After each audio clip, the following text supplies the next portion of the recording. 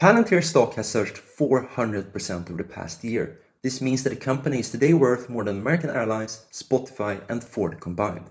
In this video, we're diving into one of the most talked about tech stocks out there to see if Palantir is the most misunderstood AI stock in the market, or is the hype justified. In this video, I'll give you my fair value price to see if the stock is priced at a discount or a premium versus its current share price of roughly $112, as well as my buy, sell and hold recommendation and a final star rating of the stock. To do that, we'll go through 4 sections and we'll start off with a brief snapshot of Palantir as a company. So yeah, let's dig in. Here we can see a brief snapshot of Palantir over the past year. We can see that both revenue and EBITDA has grown nicely and that the shares have grown 400%, which is quite impressive. And then, of course, it's headquartered in Denver, Colorado in the United States. So, as many of you already know, Palantir is a US-based software company with a mission to bring Silicon Valley innovation to the world of intelligence and defense. But Palantir isn't just any other software company. The company builds powerful software platforms designed to help governments and enterprises make better decisions using massive datasets and machine learning. And Palantir has been able to create these results by focusing on 2 main segments. The first one is government contracts, think of national defense, counterterrorism and intelligence, and then we have commercial customers that use Palantir's platform to optimize operations, cut costs and scale insights across teams. In order to serve its clients, Palantir has a few key flagship products. We have Gotham used by governments, we have Foundry used by commercial clients, and we have Apollo as well. Palantir stands out with its focus on real-world AI deployment through its newest product as well, called the AI Platform or AIP. So the bull case rests on growing AI demand. We have sticky government contracts with high switching costs and strong operating leverage if commercial scales. But there are risks, competition from other cloud and AI companies, and questions around how scalable their business truly is. Let's move on to the second part, which is the financial analysis, and see how the company has performed. To do that, let's go through the analysis structure just quickly. So we're looking to get the estimated annual return, or the IRR, and also the fair share price of the stock. And to do that, we need a few things. We need the enterprise value price target and the free cash flow to equity price target. And we also need to do a discounted cash flow analysis for the fair share price. Right, so here we are at the model itself. Let's look at a few key charts that best visualizes the data that we have of Palantir. So the first chart is the core financial performance of Palantir, and here we can see a few things. We can see that the revenue has grown consistently each year. That's a good sign. We can also see that the EBITDA has gone from, of course, being negative to today being positive, and that's a great sign for investors. The company is finally profitable on an EBITDA level at least. And with that said, we can see that the revenue has grown each year on average of roughly 27%, which is amazing. The second chart is called the debt sustainability, and here we can also see a few things. We can see that the excess cash in green has remained quite strong despite the dip in 2023. We can also see that the debt has declined slightly by 2% per year. That's a good sign as well. And we can also see the most important part is the debt to EBITDA. It was all the way up to 21 times in 2022, and today it's basically at 0 times. So in that sense, there's very low risk for investors in the company. The debt to EBITDA ratio essentially shows how much EBITDA we need to pay back the debt minus the excess cash. So at 0 times, essentially, the company is, you could say, debt-free. With that said, let's also look at the enterprise value performance. Now, the enterprise value is the market cap plus the debt minus any excess cash. This logic assumes that if we buy the entire company, we have to pay down the debt of the company, but we could also use the cash that the company has at hand as well to do that. And here we can see that, of course, the EBITDA has declined all the way down to 2022 and then risen sharply in recent years as the market has recovered as well. And we can see that the enterprise value has grown on average by 18% per year. Another great chart is the year-over-year growth summary of Palantir. And here we can see the yearly growth rates for the revenue and the EBITDA. And we can see that the revenue has grown nicely in the past few years with slight acceleration in the past 2 years.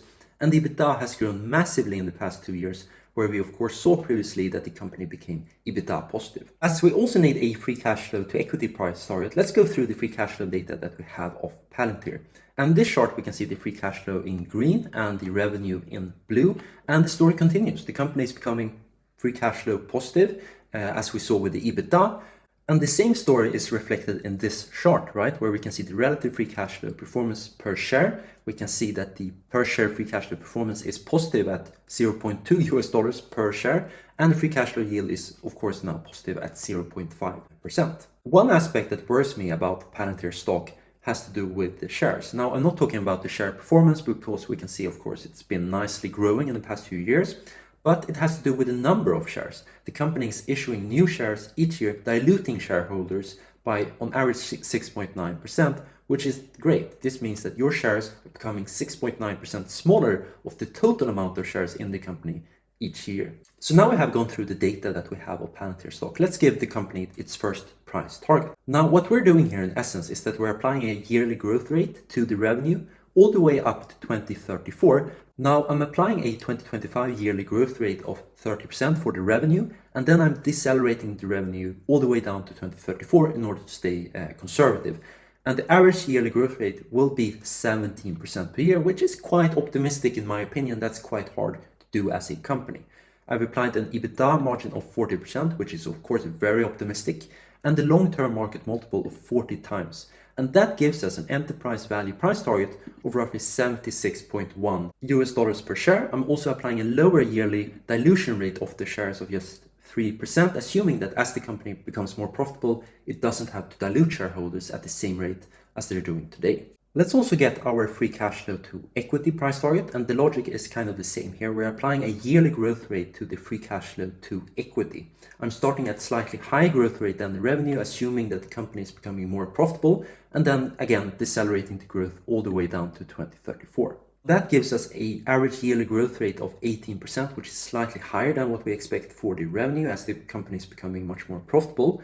I'm also applying a long-term free cash flow yield of 2%, and that gives us a free cash flow to equity price target of $153. As we now have two price targets, I'm essentially just weighing them equally, right? To get a weighted price target of $114 per share until 2034. And on this chart to the right, we can see a summary of the growth rates I assume for Palantir. We can see a slightly higher growth rate for the free cash flow to equity, and then we can see that the growth rates become essentially the same all the way from 2030 to 2034. Now we have looked at the historical financial data that we have of Palantir, and we're given the company two price targets.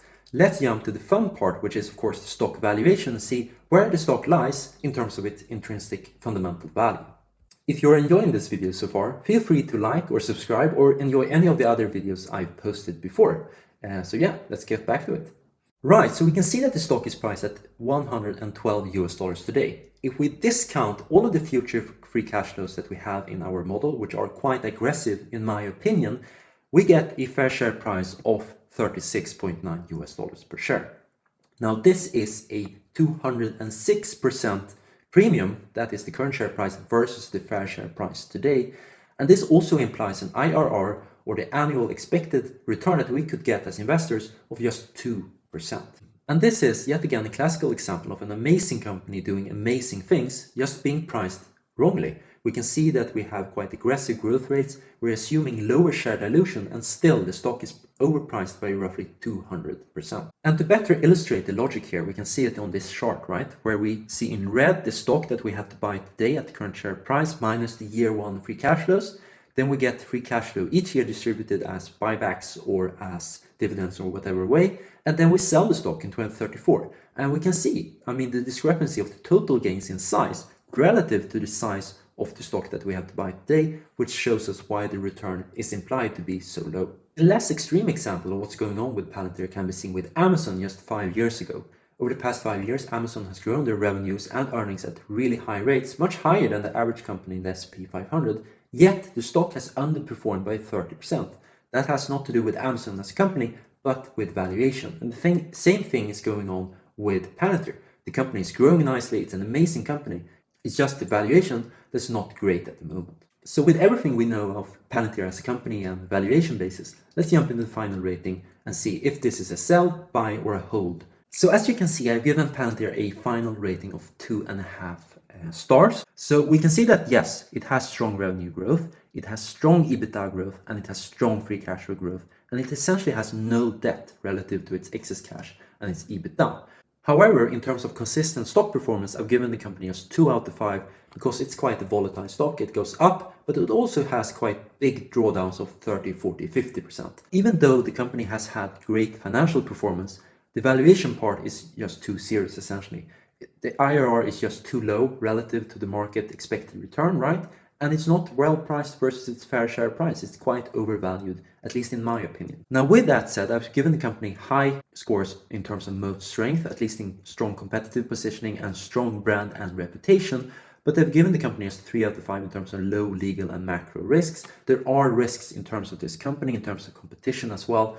So in that sense, I've just given them 3 out of 5. So with all the information we're going through, now we can finally finalize this page. And yeah, the recommendation is a sell, and we can see the final star rating here as well, which is unfortunate. It's a great company. They're doing amazing things with AI and technology. It's just not priced well for investors going into the stock, at least today. Right, so just to summarize, I think there's a good chance that this stock will continue to go up. Not because of profitability or fundamental reasons, because there's a big hype, there's a big excitement in the markets right now to be in this name. And that's understandable. They're doing amazing things, as I mentioned. And the risk here is essentially owning a company that's growing nicely, becoming more profitable, and yet having a stock that's underperforming the market. That's definitely a risk, as we saw with Amazon in recent 5 years, right? Where the stock was just too expensive 5 years ago. And it could be the same case here for Palantir, right? In the next 10 years, the company could double or triple its revenue, and the stock could be essentially at the same price. Also to mention is that this company is really, really hard to model and understand. They have government clients, they have commercial clients, and it's hard for a personal investor like us to, I guess, model and estimate the future cash flows of a company that has so diverse clients. Now, thank you so much for watching. If you go down to the link in the description, you'll get a free one-pager with the full 5 years of financial data, the full DCF assumptions, and the forecast summary. And yeah, please write in the comments below what you think of this valuation. Is it too optimistic or is it too pessimistic? And yeah, I'll see you in the next one.